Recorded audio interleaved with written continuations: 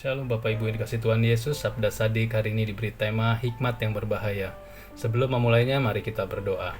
Terima kasih Tuhan Yesus untuk kasih kemurahan-Mu dalam kehidupan kami. Kalau sebentar kami boleh mendengarkan Sabda Sadik, kiranya Roh Kudus memimpin dan memberi pengertian akan firman-Mu ini. Terima kasih Tuhan Yesus. Haleluya. Amin. Nah, Alkitab hari ini terambil dari kitab 1 Korintus 3 ayat 19. Judul perikop di ayat 10 sampai 20 ini adalah dasar dan bangunan. Saya akan bacakan ayat 19. Karena hikmat dunia ini adalah kebodohan bagi Allah, sebab ada tertulis, Ia yang menangkap orang berhikmat dalam kecerdikannya. Hikmat dunia adalah hikmat yang bertentangan dengan hikmat yang dari Allah. Hikmat dunia adalah hikmat pengertian dalam keduniawian. Kehidupan duniawi lebih bersifat kedagingan dan mengandalkan akal dan pikiran dan kekuatan manusia sendiri.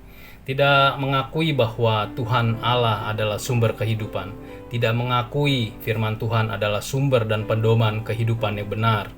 Bahkan yang lebih parahnya lagi, menghalalkan berbagai cara untuk mencapai satu tujuan.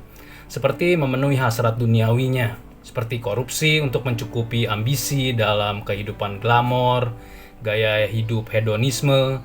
Bahkan jika tidak punya kesempatan korupsi, jika usaha bisnisnya kurang cepat maju, pergi kepada kuasa-kuasa gelap, pergi ke dukun dan sebagainya. Hikmat duniawi ini berbahaya. Semua berawal dari iman yang kurang percaya bahwa Tuhan pasti memberi yang terbaik kepada umatnya yang percaya dan setia dalam pekerjaan-pekerjaan Tuhan, sesuai dengan talentanya masing-masing. Tetapi semua ini bukan secara sengaja untuk mengejar berkat dari Tuhan itu sendiri. Berkat itu bonus. Iman percaya adalah kasih karunia, di mana kita umat pilihan Tuhan adalah suatu keberuntungan jika kita sudah diselamatkan. Mari pelihara iman kita baik-baik selama kita hidup.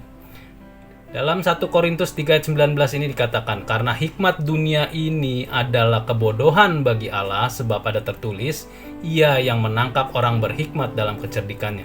Di sini dikatakan hikmat adalah sebuah kebodohan bagi Allah, karena Allah hidup dalam roh yang bertentangan dengan dunia. Dunia tidak menginginkan kehidupan roh. Maka Allah mengatakan hikmat Allah kebodohan bagi Allah. Maka kita sebagai anak-anak yang percaya beriman kepada Allah, sudah sepatutnya tidak melakukan hikmat dunia yang merupakan kebodohan itu sendiri. Hikmat dunia ini dikatakan berbahaya karena merupakan kebodohan bagi Allah. Mengapa dikatakan kebodohan? Karena Allah yang hidup dalam roh mengajarkan kepada umatnya supaya hidup juga di dalam roh, menjauhkan kehidupan dunia yang bersifat daging. Karena kehidupan daging bertentangan dengan kehidupan roh. Maka semua yang baik dan berkenan kepada Tuhan Allah dasarnya adalah kasih. Dan dalam kasih itu sendiri ada dalam buah-buah roh, yaitu kasih, damai sukacita, kesabaran, kemurahan, kebaikan, kesetiaan, kelemah lembutan, dan penguasaan diri. Hikmat dunia yang merupakan kebodohan bagi Allah dalam diantisipasi dengan melakukan apa yang ada di dalam buah-buah roh, terutama penguasaan diri. Kita harus bisa berusaha, berdoa, meminta pertolongan Roh Kudus untuk bisa melakukan penguasaan diri dengan hidup di dalam roh. Penguasaan diri menjauhi kehidupan duniawi, hidup sesuai dengan kehendak Tuhan. Kita sebagai makhluk sosial memang tidak mudah untuk menghindari kehidupan duniawi. Di dalam lingkungan sosial begitu banyak tawaran hikmat dunia. Hanya hikmat dari Allah dan Roh Kudus yang dapat menolong kita, mulai dari lingkungan rumah tinggal kita, lingkungan sekolah, lingkungan kerja, lingkungan komunitas. Maka kita harus memakai hikmat Allah yang bukan hikmat dunia agar kita selamat. Di dalam ayat 13-15 dikatakan, saya bacakan, sekali kelak pekerjaan masing-masing orang akan nampak, karena hari Tuhan akan menyatakannya. Sebab ia akan nampak dengan api, dan bagaimana pekerjaan masing-masing orang akan diuji oleh api itu. Jika pekerjaan yang dibangun seorang tahan uji, ia akan mendapat upah.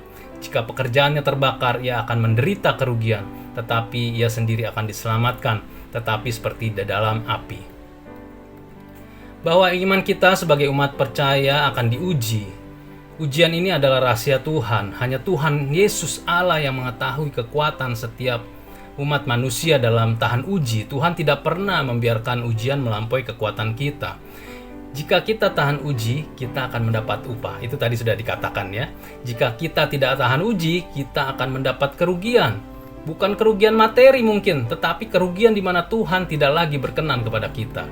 Di dalam ayat 16 dikatakan, "Tidak tahukah kamu bahwa kamu adalah bait Allah dan bahwa roh Allah diam di dalam kamu?" Ayat 17 dikatakan, "Jika ada orang yang membinasakan bait Allah, maka Allah akan membinasakan dia. Sebab bait Allah adalah kudus, dan bait Allah itu ialah kamu." Ayat 18 dikatakan, "Janganlah ada yang menipu dirinya sendiri. Jika ada di antara kamu yang menyangka dirinya berhikmat menurut dunia ini, biarlah ia menjadi bodoh supaya ia berhikmat." Ya, kita adalah bait Allah dan roh Allah tinggal di dalam kita. Jika roh Allah tinggal di dalam kita, apakah kita pantas melakukan yang tidak berkenan kepada Tuhan? Demikian kebenaran firman Tuhan hari ini, demikian Sabda Sadik hari ini. Tuhan Yesus memberkati. Shalom.